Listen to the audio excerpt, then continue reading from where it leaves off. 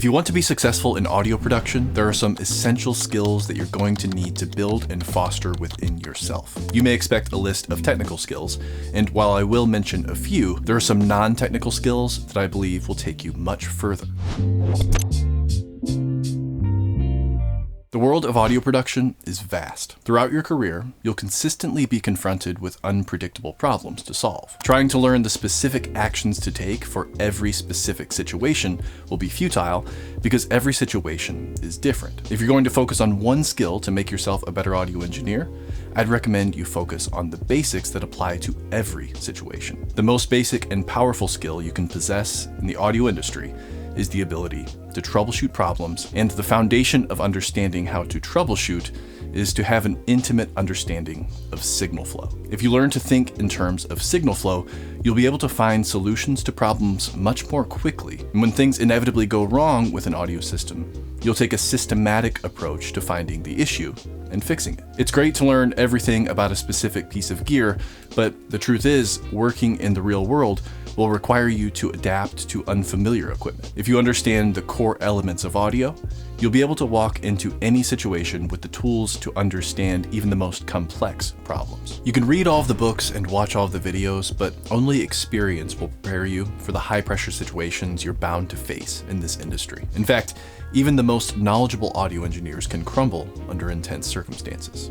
I've seen it happen. These high-pressure situations come in many forms. 10-minute stage changeovers between bands, clients breathing down your neck, or troubleshooting a buzz in the audio with 5 minutes before showtime. In any case, it's of paramount importance that you stay calm and composed. Some of the best advice I've ever received was given to me during my live sound internship. I was new and trying to make a good impression. Things were intense at my first show, and I accidentally let the MC go out on stage without his microphone. After realizing my mistake, I ran out on stage to hand the announcer the microphone as quickly as I could. After the show, my mentor gave me this advice, which I've carried with me throughout my career. He said, never let the client see you run. When you run, you make it very clear that something is wrong. Clients see running and they automatically panic. So even when something needs to happen as soon as possible, it's best to do it calmly. This goes for any professional situation. I can't tell you how many situations I've been in that have made me sweat, but in the most intense situations when all hope seems lost, it's important to maintain composure. Breathe, stay calm, and think. If you panic, your thinking will be clouded, you'll make mistakes, and you'll become a liability to your team. Some of us thrive under pressure, and for others, it's an acquired taste. There's a fine line you must walk in the audio industry. That line lies between the need to move quickly when working within time restraints and the need to maintain a high quality of work to prevent mistakes. Whether in the studio, on the stage, or in a corporate environment, you'll often be working under a deadline.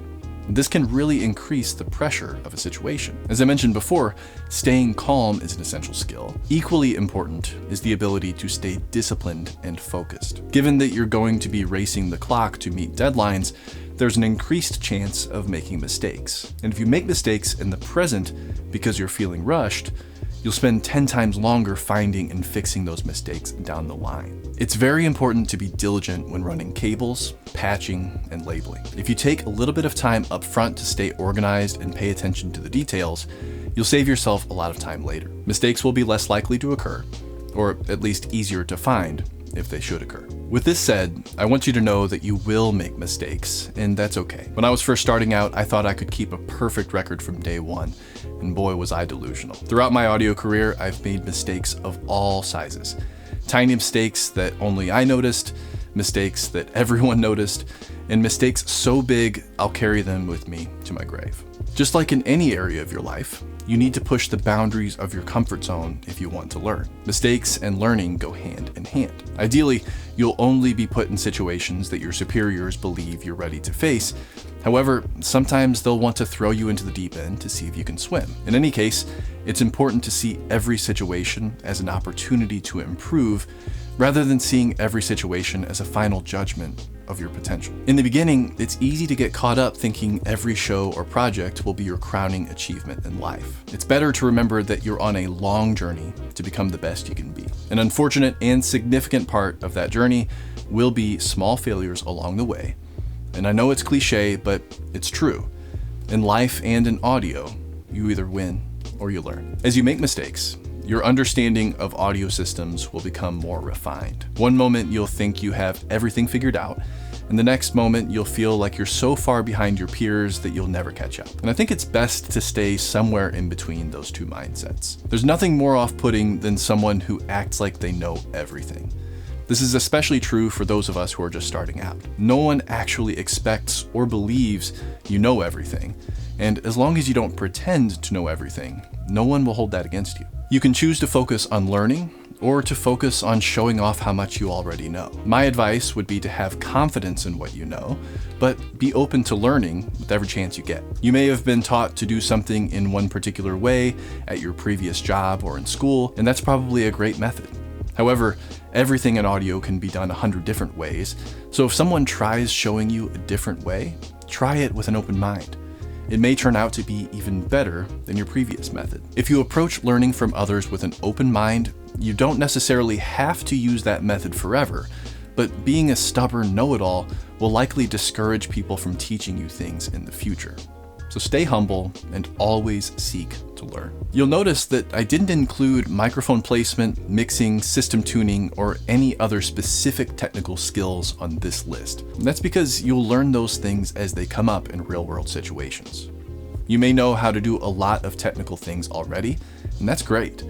But what most employers are actually looking for is someone who is coachable. Spend time learning the basics, practicing, and fostering a good mindset. These things will take you further than any technical skill could. If you know how to learn, the technical skills will come effortlessly. You'll increase your potential and the worth to the company that's providing you with this opportunity. In the next video that's on your screen now, we'll look at the one thing you absolutely need to be a true professional in this industry. And it might surprise you. I'll see you there.